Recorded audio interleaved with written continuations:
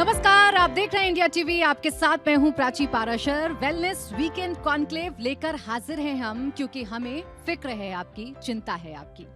दिले नादा तुझे हुआ क्या है, आखिर तेरे मर्ज की दवा क्या है? ये सवाल प्रेमी से लेकर मरीज दोनों पूछते हैं, क्योंकि ये दिल का मामला है। ये दुनिया जानती है कि दिल अगर फिट है तो आपका हर दिन हिट है, लेकिन इस दिल का ख्याल कैसे रखा जाए? इस दिल को आप कैसे समझें? आपको कैसे पता चलेगा कि आपको कब अस्पताल जाना है, डॉक्टर की सलाह लेनी है? इस दिल के अंदर क्या चल रहा है? कौन सी बीमारी आपके दिल में घर कर रही है? आज इन तमाम सवालों के जवाब इस मंच से आपको मिलने जा रहे हैं, क्योंकि मेरे साथ मंच पर बेहद खास मेहमान मौजूद हैं। Doctor Balbir Singh, group chairman cardiac sciences, pan max and chief of interventional cardiology and electrophysiology, max Saket. तालियों के साथ सर का एक बार स्वागत कर दीजिए। तो बलबीर सिंह जी, स्वागत आपका हमारे इस मंच पर। और सवाल यही, कैसे जाने अपना हाल दिल? कंग्रेचुलेट करना चाहूँगा कि उन्होंने इस टॉपिक को उठाया, बिकॉज ये इतना इम्पोर्टेंट टॉपिक है, हर इंसान का ताल्लुक़ रखता है, हर इंसान को ज़रूरत है एक हार्ट हेल्थी होना चाहिए। तो हमें पता है हार्ट की हेल्थ कितनी इम्पोर्टेंट है। अगर हार्ट फिट है तो हम भी फिट हैं, नहीं तो सब कुछ ख़त्म है। तो ये हम सब जानते हैं अच्छी तरह, लेकिन हम कैसे कर सकते हैं आगे, इसके बारे में हार्ट को ठीक कैसे रख सकते हैं, और हम एज अ कार्डियोलॉजिस्ट अपने मदद कैसे कर सकते हैं मरीज़ों की, ये मेजर सवाल हैं जो हम दोनों यहाँ डिस्कस करेंगे। तो मैं इंटरवेंशनल कार्डियोलॉजिस्ट हूँ, जिसमें हम हार्ट की नसों को देखते हैं, उनको ट्रीट करते हैं, हार्ट के कई मसले और सॉल्व करते हैं। तो अब प्रोग्रेस इतनी फास्ट हो रही है हार्ट में कि अगर एक कॉमन पर्सन इसकी यूज़ ना करे, इसको फ़ायदा ना उठाए, इस रिसर्च का, इतनी एडवांसेस का, तो दुर्भाग्य होगा।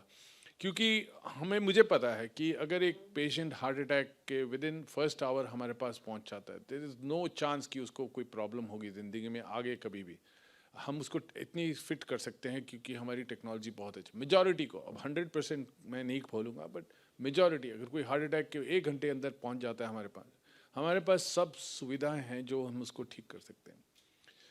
तो हम क्या कर सकते हैं ऐसे मरीजों को, कैसे ठीक कर सकते हैं, ये शायद हम आज डिस्कस करना चाहेंगे। सबसे पहले तो आप ये बता दीजिए कि हमें कब ऐसा लगना चाहिए या कब ऐसा महसूस होगा सर? क्योंकि कई बार दर्द होता है लेफ्ट हैंड साइड तो हम डर जाते हैं, कई बार बहुत सारे सिम्टम्स आते हैं जिनको शायद हम इग्नोर कर जाते हैं। तो कब वो सिचुएशन आएगी या कब अलार्मिंग सिचुएशन होती है किसी भी कॉमन मैन के लिए, जब हमें आपके पास आना चाहिए, डॉक्टर के पास जाना चाहिए?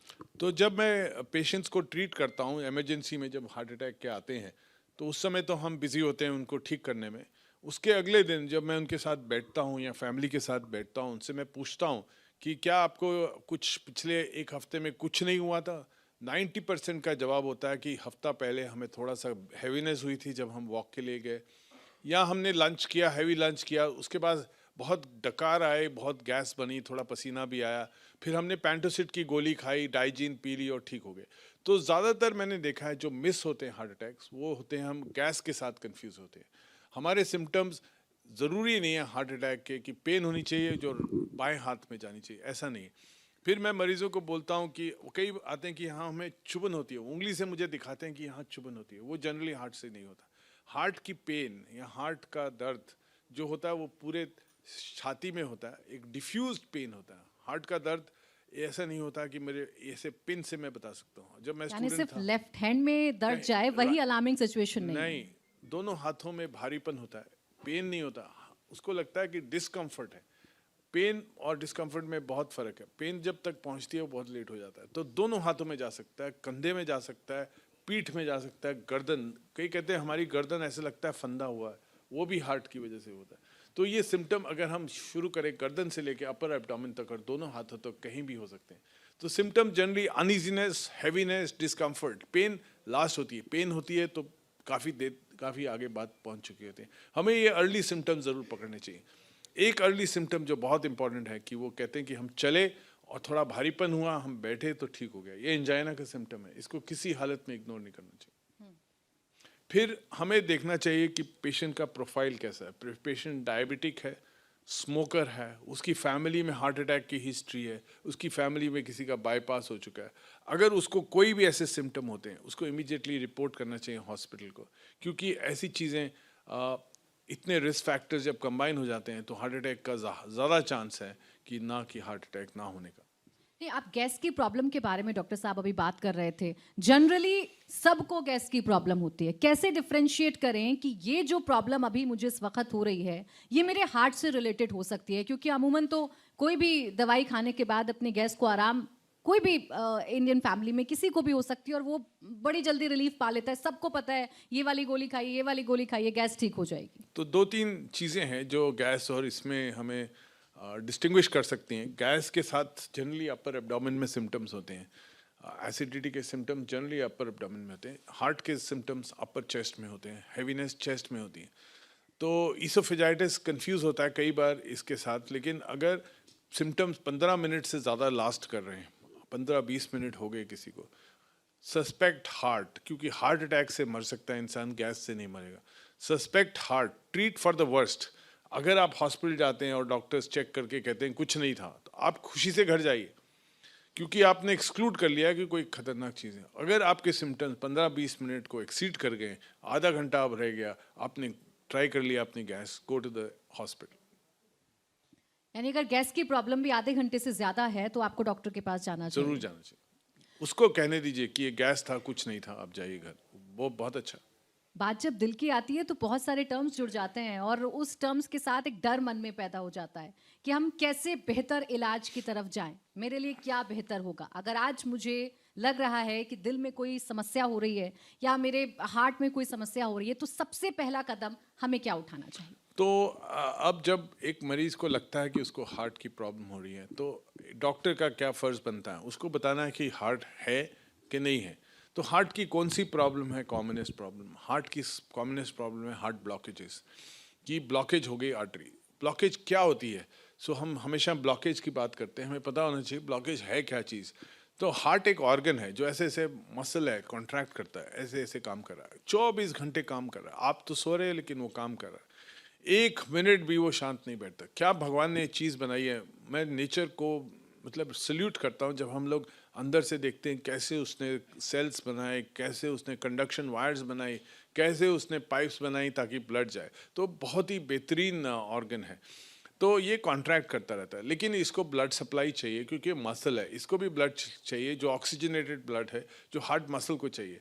तो हार्ट को आर्टरीज सप्लाई करती हैं ब्लड। आर्टरीज को हम कहते हैं कॉरोनरी आर्टरीज, तो वो सप्लाई करती हैं ब्लड हार्ट मसल को। तो अगर ये आर्टरीज में प्लाक्स बन जाएं या कोलेस्ट्रॉल डिपॉजिट हो जाए तो ब्लॉकेजेस डेवलप हो जाती है। तो हार्ट मसल को ब्लड कम जाता है इन आर्टरीज से। सो ये आर्टरीज में ब्लॉकेज हो जाती है, जो कोलेस्ट्रॉल कैल्शियम जमा हो जाता है, या एकदम हार्ट अटैक होता है तो क्लॉट जमा हो जाता है। तो इन 3 कारण से ब्लॉकेजेस आती हैं। As a doctor, as a patient, as a family member, हमें क्या चीज़ें पता होनी चाहिए कि किसको ब्लॉकेज होती है और किसको आगे टेस्ट करने पड़ते हैं।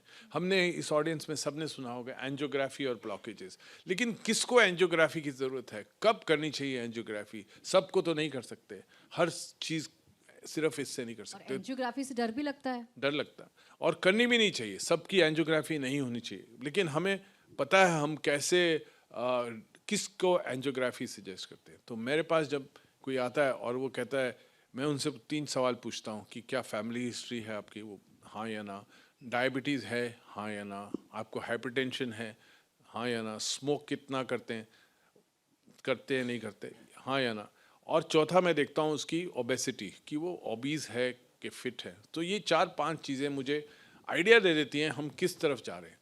तो अगर हमें आइडिया मिल गया कि इसके रिस्क फैक्टर्स काफ़ी मल्टीपल रिस्क फैक्टर हैं, डायबिटिक भी है, हाइपरटेंसिव भी, ऊपर से स्मोक भी कर रहा है, तो मेरा level of suspicion goes high.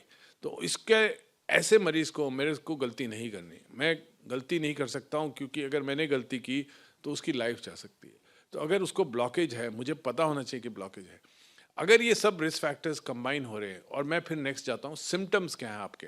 वो अगर मुझे बोलते हैं कि हमें चलने में सांस फूलता है, या चलने में हमें छाती में भारीपन हो जाता है, या मैं पहले एक्सरसाइज करता था आधा आधा घंटा, अब मैं 10 मिनट भी नहीं कर पा रहा हूँ, ये सिम्टम्स हमें सजेस्ट करते हैं कि कुछ प्रॉब्लम ज़रूर है, ब्लॉकेजेस हो सकती है।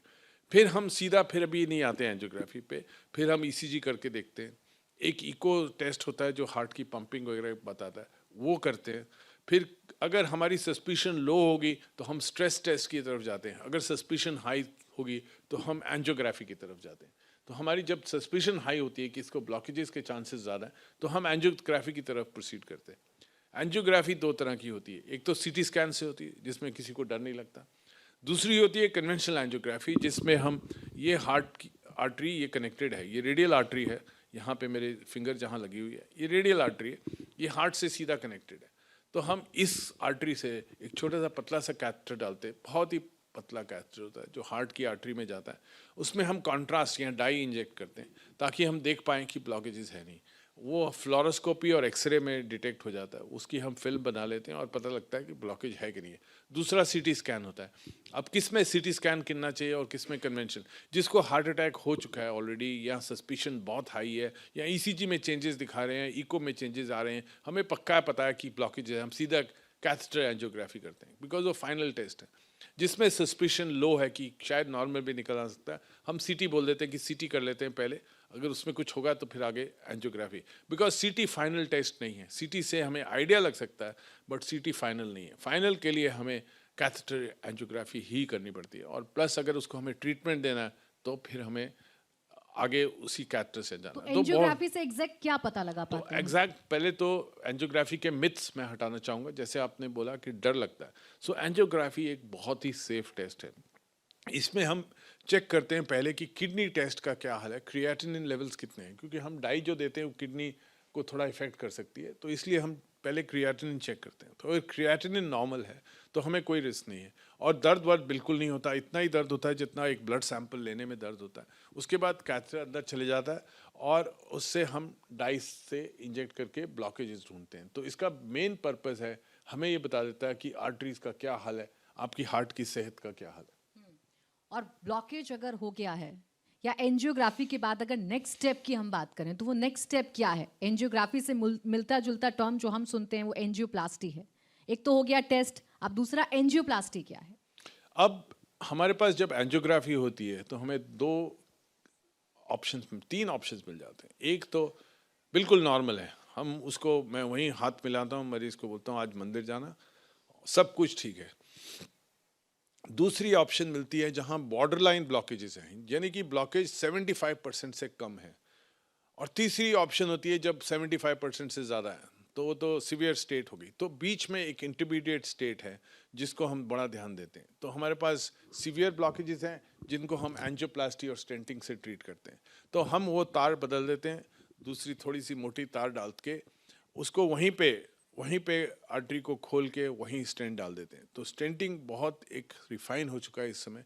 हम जो आजकल कर रहे हैं उसको हम प्रिसीजन एंजियोप्लास्टी बोलते हैं, कि हम बिल्कुल अंदर से आर्टरी को कैमरा की तरह देखते हैं, अल्ट्रासाउंड बीम से या लाइट इमेज से हम उसको अंदर से आर्टरी को देखते हैं। हम लेंथ मेजर कर लेते हैं कि कितना ब्लॉकेज है, कितना डायमीटर है, कि हमें इस डायमीटर और इस टाइप का स्टेंट डालना है। तो हम नेक्स्ट टर्म जो हम बात करेंगे वो है एंजियोप्लास्टी। सो यानी कि आपने एंजियोग्राफी की, अब प्लास्टी करनी है, मतलब प्लास्टी करनी है मतलब उसको खोलना है, प्लास्टिक बलून से खोलना है, तो उसको हम प्लास्टी बोलते हैं। तो प्लास्टी से हमने उसको खोला और उसको फिर हमने स्टेंट डाला, क्योंकि स्टेंट और एंजियोप्लास्टी दो डिफरेंट टर्म्स हैं। हम उसको कहते हैं एंजियोप्लास्टी विद स्टेंट। अब सिर्फ एंजियोप्लास्टी बलून से कम होता है, मतलब 10% में होता होगा, 90% में हम स्टेंट डालते हैं। दोनों साथ में होता है? दोनों।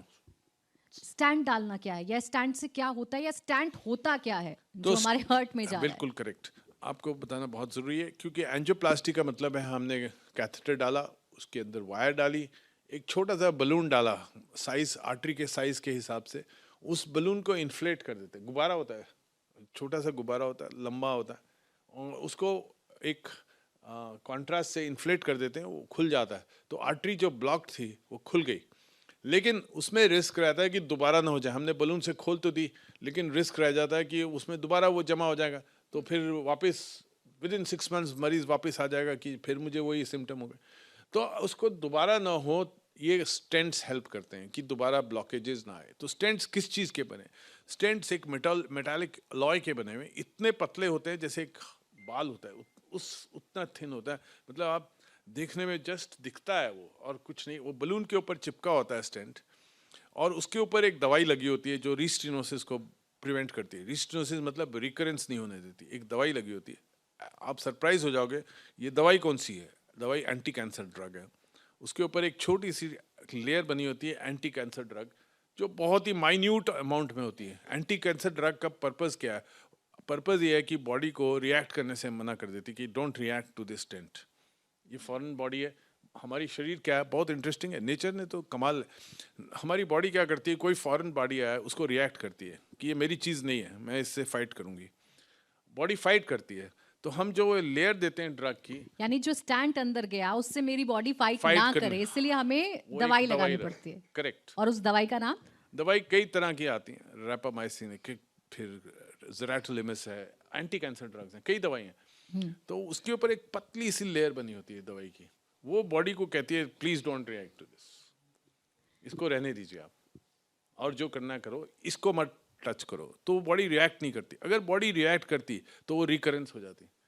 बॉडी तो कहती है फॉरेन बॉडी कहाँ से आ गई मेरे अंदर, नई चीज क्या आ गई? हाँ, नई चीज कैसे आ गई। स्टैंड डलने के बाद डॉक्टर साहब बहुत सारी बातें हम सुनते हैं ना अमूमन, स्टैंड डला है इनको, ये नहीं कर सकते, वो नहीं कर सकते, बहुत सारे मिथ हो जाते हैं। तो स्टैंड डलने के बाद क्या बहुत सारे चेंजेस लाइफ में करने पड़ते हैं, या स्टैंड अगर डल गया तो आप बेफिक्र हो जाएं हम कि आगे के प्रोसीजर्स की जरूरत नहीं पड़ेगी?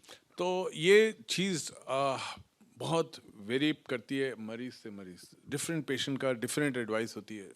हर एक को एक ब्लैंकेट एडवाइस नहीं दे सकते। बट अगर किसी का हार्ट पंपिंग नॉर्मल है, उसको बस एक दो ब्लॉकेजेस थे जो खुल गए, तो मैं उनको बोलता हूँ कि कल से ही वॉक स्टार्ट, कल से आप गोल्फ खेलते थे गोल्फ पे जाएंगे, नॉर्मल एक्टिविटीज़ जो मर्जी करिए, कोई प्रॉब्लम नहीं। सिर्फ दवाई डोज नहीं मिस करनी। दवाई बहुत इंपॉर्टेंट हो जाती है स्टेंट के बाद, तो हम 3 दवाइयों पे बहुत एम्फेसिस देते हैं। एक है एंटी प्लेटलेट दवाइयाँ जो ब्लड थिनिंग होती हैं ताकि क्लॉट ना बने उस स्टेंट के अंदर। दूसरी है कोलेस्ट्रॉल लोअरिंग मेडिसिन जो हमेशा दी जाएगी, हर मरीज़ को दी जाएगी।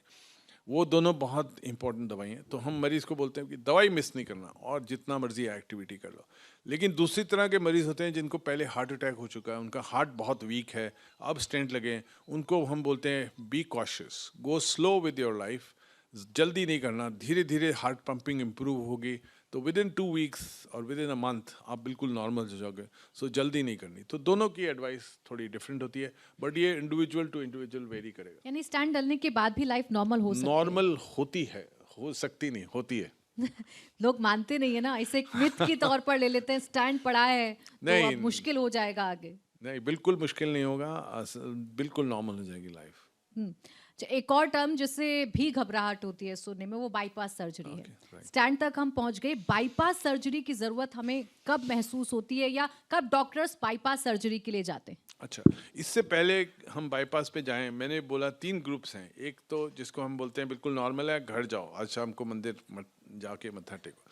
दूसरा ग्रुप है जिसको हाई सिवियरिटी ब्लॉकेज, हम स्टेंट डाल देते हैं। तीसरा ग्रुप है जो बीच में है, उसको क्या करना चाहिए, जिसको मॉडरेट ब्लॉक हम कहते हैं कि लेट्स से 50 to 70% के बीच में ब्लॉक है। वो फैमिली बहुत डर जाती है कि 50 to 70% डॉक्टर साहब डाल दीजिए स्टेंट। हम नहीं डालते हैं उनमें। हम एक टेस्ट करते हैं कि देखने के लिए कि आर्टरी के अंदर फ्लो कैसे जा रहा है। अगर उसकी फ्लो रिजर्व ठीक है, हम उसको FFR टेस्ट करते हैं या अल्ट्रासाउंड करके देखते हैं। हम अगर उसका फ्लो डिटर्मिन कर लेते हैं कि ठीक है, हम कहते हैं बिल्कुल दवाई खाओ, आपको स्टेंट की जरूरत नहीं है। तो ऐसा % ब्लॉकेज पर स्टैंड डालते हैं? हम 75% एंड अबव में जनरली डालते हैं। ठीक। लेकिन कई बार थोड़े कम में भी फ्लो कम हो तो हम डाल देते हैं। लेकिन अगर इंटरमीडिएट ग्रुप में आपको फ्लो अच्छा मिल गया, 50 to 70% ब्लॉक था, फ्लो अच्छा है, हम बिल्कुल नहीं डालेंगे स्टेंट। हम उसको बोलेंगे मेडिकली मैनेज करो, आप दवाइयों पे ही ठीक रहोगे। तो ऐसा नहीं है कि हर एक आदमी जो एंजियोग्राफी के लिए जाता है उसको स्टेंट डलता है। ये एक और बड़ा मिथ है। मरीज कहते हैं कि जी अब एंजियोग्राफी होगी तो स्टेंट तो डलेगा ही डलेगा। ये बिल्कुल गलत है, ऐसा नहीं होता। तो हम मेरी प्रैक्टिस में पहले तो हम CT एंजियो से ज़्यादा काम चला लेते हैं, फिर CT एंजियो में दिख गया तो डलेगा ही डलेगा। तो मेरी प्रैक्टिस में 70% को स्टेंट डलता है, 30% दवाई पे जाते हैं। तो ऐसा नहीं है कि जो एंजियोग्राफी की टेबल पे लेटा तो उसको स्टेंट डलेगा, ऐसा नहीं होता। तीसरा, आगे हम बाईपास पे। सो बाईपास किसको ज़रूरत होती है? एक बहुत इंटरेस्टिंग चीज़ जो हो रही है वर्ल्ड ओवर, सिर्फ इंडिया में नहीं, वर्ल्ड ओवर, स्टेंटिंग ऐसे राइज कर रही है, एंजियोप्लास्टी स्टेंटिंग, बिकॉज हर इंसान चाहता है कि मुझे बाईपास ना हो, मैं वहीं टेबल पे गया, मुझे बस वहीं हाथ से स्टेंट डाला और मैं अगले दिन घर गया। सब हर इंसान यही चाहता है। कौन चाहता है कि छाती खुले, सर्जरी हो, फिर हफ्ता हॉस्पिटल रहो, फिर 1 महीना लग जाएगा पूरा नॉर्मल होने में। तो फिर भी कुछ मरीज़ हैं जहां हम बाईपास सजेस्ट करते हैं। तो वो कौन से मरीज़ हैं? जनरली होते हैं जिनके मल्टीपल ब्लॉकेजेस हैं, 8-9 जगह ब्लॉक है। अब कहाँ कहाँ स्टेंट डालेंगे? या फिर लॉन्ग डिफ्यूज डिजीज़ है, मतलब बहुत पतली पतली नसें हो गई हैं। जनरली डायबिटिक्स में ऐसा होता है, या हेवी स्मोकर्स में ऐसा होता है। या फिर उनको साथ एक वाल्व की प्रॉब्लम है, मतलब हार्ट की ब्लॉकेजेस तो हैं, साथ कंकरेंट कोई वाल्व लीक कर रहा है, जैसे माइट्रल वाल्व लीक कर रहा है, तो उसको भी रिपेयर करना है, तब हम सर्जरी सजेस्ट करते हैं। तो सर्जरी के नंबर्स कम हो रहे हैं वर्ल्ड वाइड बाईपास सर्जरी के, बिकॉज एंजियोप्लास्टी की टेक्नोलॉजी बहुत इम्प्रूव कर रही है। आगे जाके क्या होगा मुझे नहीं पता, बट एवरी ईयर इतना नया डेटा आता है, नई चीज़ें आती हैं कि हम बड़े कॉन्फिडेंटली मरीज को बोल पाते हैं कि इसमें आप स्टेंट ही डलवाओ, उससे बेटर रहेगा।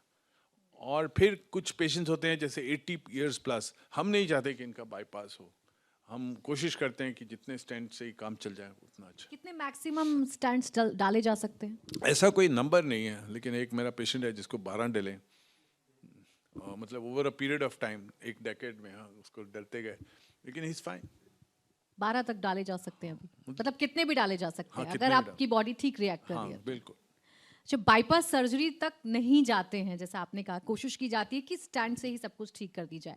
लेकिन अगर बाईपास सर्जरी किसी की हो गई, फिर वही सवाल कि नॉर्मल लाइफ में आप कैसे आएंगे, क्योंकि एक डर अंदर हो जाता है कि अब दिल की सर्जरी हो चुकी है, अब हम आगे कैसे सर्वाइव तो करें। बाईपास का भी सेम सिचुएशन है कि बिल्कुल आदमी नॉर्मल लाइफ जी सकता है। तो ये भी मिथ है कि बाईपास के बाद ज़िंदगी ख़राब हो जाती है या नहीं चल पाते हैं। ऐसा कुछ भी नहीं है। बाईपास के बाद लोग कई साल आराम से काट सकते हैं। कई कई पेशेंट्स मेरे 30-30 साल बाईपास हो चुके हैं, बिल्कुल ठीक हैं। तो ये भी मिथ है कि बाईपास के बाद तो ज़िंदगी ख़त्म है, अब क्या जीना। ये बहुत लोग सोचते हैं ऐसा, और वो भी गलत है, बिल्कुल गलत है। क्या चेंजेस आते हैं जब सर्जरी या बाईपास सर्जरी सर्जरी हो के जाती है? चेंजेस जो आते हैं, 1 हफ्ता 10 दिन जो परेशानी होती है सर्जरी की, वूंड की, पेन की थोड़ी बहुत, ये और चलने फिरने में थोड़ा प्रॉब्लम्स होती हैं, बट ये हफ्ते 10 दिन की डिस्कम्फर्ट के लिए पूरी जैसा लाइफ, नॉर्मल किसी भी सर्जरी में होगा। जो नॉर्मल सर्जरी में। क्या आप सुझाव देते हैं ऐसे पेशेंट्स को जिनकी बाईपास हो गई है, स्टैंड्स भी डल गए हैं, कि आपको अपनी लाइफस्टाइल में क्या मॉडिफिकेशन करने हैं ताकि अब आप स्वस्थ रहें और आपको ज़रूरत ना पड़े डॉक्टर की? राइट। तो प्राची जी, ऐसा है कि मैं ये सिर्फ उनके लिए नहीं बोल रहा हूँ जो को स्टेंट डल चुके हैं या बाईपास हो चुका है। मैं तो सारी जनरल जनता के लिए बोलना चाहता हूँ कि अगर एक ऑर्गन है जिसको प्रिवेंट किया जाए, कैंसर आप प्रिवेंट करना थोड़ा मुश्किल है, फिर भी आपको पता है स्मोकिंग, अल्कोहल, ये सब करते हैं कैंसर, बट फिर भी किस्मत खराब हो तो हो जाता है। लेकिन हार्ट एक प्रिवेंटेबल डिजीज है। हम अपनी गलती करते हैं जो हार्ट अटैक लेते हैं।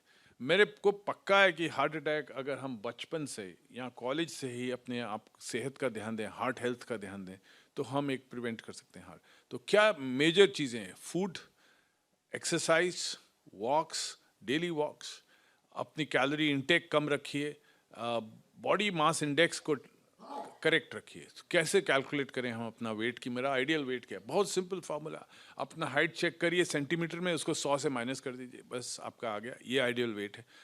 जिसकी 175 सेंटीमीटर हाइट है उसको 75, जिसकी 165 है उसको 65, इतना वेट रखिए आप। अगर आप इतना रखेंगे, आपसे बहुत बीमारियां दूर भागेंगी। डायबिटीज़, हाइपरटेंशन, हार्ट डिजीज, 3 बीमारियां बिल्कुल क्लियरली इससे लिंक्ड हैं, ओबेसिटी से, क्लियर लिंक। और फिर फैमिली हिस्ट्री में दुर्भाग्य से कई बार कोलेस्ट्रॉल बहुत हाई होता है। अब कोलेस्ट्रॉल की इतनी दवाइयाँ आ गई हैं, इतने वंडरफुल मेडिसिन आ गई हैं जो हार्ट को प्रिवेंट कर देता है। Another myth, statins. स्टैटिन्स के मैसेजेस जो व्हाट्सएप पे चलते हैं, हमें बहुत दुख होता है ये पढ़ के। एक दवाई अगर इतने साल, मतलब 25-30 साल हो गए हैं इस दवाई को रिसर्च होते हुए, 1000 या 10,000 स्टडीज होंगी स्टैटिन्स पे, एक स्टडी नेगेटिव नहीं आई, सब पॉजिटिव स्टडीज आई हैं। व्हाट्सएप ग्रुप पे आता है कि statins are bad for your health. पता नहीं कौन प्रमोट करता है ऐसे messages. Statins are wonder drugs, cholesterol lowering is the key to success. आपका जितना कोलेस्ट्रॉल कम होगा, जितना वेट कम होगा, आपको उतनी हार्ट डिजीज से दूर भागोगे, उतना हार्ट डिजीज आपसे डरेगी। ये दोनों लिंक हैं। अब हम तीन चीजें अगर देखें, blood pressure, weight, cholesterol levels, good control of diabetes, एक जिसकी ब्लॉकेजेस मॉडरेट रेंज में 50 से 75%, अगर ये चार चीजें करता है, वो ब्लॉकेजेस की बेटर होनी शुरू हो जाती हैं, वो श्रिंकेज कम होनी शुरू हो जाती है। वो इसलिए हम कहते हैं कि क्यों स्टेंट डलवा रहे हो, हम दवाइयों से मैनेज करेंगे, आपकी लाइफस्टाइल से मैनेज करेंगे। तो इतने मिथ्स हैं इस बीमारी को लेके कि जितने मिथ बस्ट किए जाएं उतना कम। अच्छा, हाई बीपी से भी क्या रिस्क होता है heart बहुत को? High risk. BP is one of the important causes of heart attacks और ब्रेन स्ट्रोक्स और भी बीपी के साथ लिंक्ड है। तो बीपी एक, और रिसर्च ने बीपी को भी गाइडलाइंस हर 5 साल में चेंज कर देते हैं कि बीपी, हमें पहले कहते थे 170, मतलब जब हमने मेडिकल एजुकेशन शुरू की 160 वाज कंसिडर्ड नॉर्मल, कि 160 किसी का है तो ठीक है। आजकल आ गया 130। अब हम 130 की रेंज में आ गए कि इसका किसी का 130 से ऊपर है तो he should treat. Systolic blood pressure की बात करो, और नीचे वाला हम 90 से ऊपर नहीं चाहते। और एक ज़माना था, जब हम स्टूडेंट्स थे, जब मैं एमबीबीएस कर रहा था, तो हम 100 तक ट्रीट नहीं करते थे। 100 तक हम कहते थे सॉल्ट कम करो, ये करो। अब बिल्कुल चेंज हो गया, क्योंकि हमें स्टडीज़ ने बताया कि बहुत बेनिफिट है, इसको नीचे लाने में बहुत बेनिफिट है। हमारे पास बेटर दवाइयाँ हैं जो कंट्रोल कर सकती हैं, better than what it was in the past. Same is the story of cholesterol and same is the story of diabetes. देखिए, जितने भी मिथ हैं आज आपके दिल के बारे में, उनका जवाब आज डॉक्टर साहब यहाँ से दे रहे हैं। तो आप भी हम लोगों के साथ हैं, जिसको भी सवाल पूछना हो अपने दिल के रिगार्डिंग, किसी बीमारी के रिगार्डिंग, तो आप पूछ सकते हैं। सर को माइक दे दीजिए। Sir Yeah, I just wanted to ask, there's a myth that those who have put the COVID vaccine, they're prone to heart attacks. Is it true? I don't have the right answer. There is some, it is not only a myth, there is some doubt. Even in the literature, in the medical literature, there is some doubt that the COVID vaccination promoted thrombosis. But I think that era is gone. It's almost 4 years till the last vaccine was given. So it cannot be, this effect cannot prolong so long. But in the first year, there has been a doubt, and we are not sure. The literature cannot tell us whether it truly was there. But COVID did increase heart attacks. COVID itself did increase heart attacks, pulmonary embolism, clotting everywhere. So vaccine is now put a question mark. ये Those who have taken the third vaccine. Yeah, so it's been now 4 years almost, the last dose. But So still, it's just coming out. I just got it last week only. I got this information that yes, it is getting out. we are not sure on this. I cannot firmly say. I would not advise that one should fear that it took a vaccine, now I am at risk of a heart attack. नहीं, general perception इस वजह से है sir, क्योंकि अभी जो cases आ रहे हैं उसका वजह कोई भी हो सकती है कि बहुत डरावनी वीडियोस है ना, कोई डांस करते करते फेंट आउट हुआ और उसकी डेथ हो गई, पता चला हार्ट अटैक हो गया, कोई चलते चलते गिर गया, डेली रूटीन का काम करते हुए गिर गया। इसका आंसर देना इतना मुश्किल है क्योंकि हर इंसान को कोविड वैक्सीन लगी थी। अगर एक ग्रुप होता जिसको वैक्सीन नहीं लगी तो वी कुड हैव कंपेयर्ड कि इसको वैक्सीन लगी, इसमें हार्ट अटैक ज्यादा हो रहे, but everybody got a vaccine. तो बताना बड़ा मुश्किल है कि क्या वैक्सीन की वजह से हुआ है कि नहीं। वजह क्या रहती है? अचानक से गिर जाना, पता चला हार्ट अटैक हुआ और डेथ हो गई। अब हम एक और इम्पोर्टेंट टॉपिक की बात कर रहे हैं, सडन कार्डियक डेथ।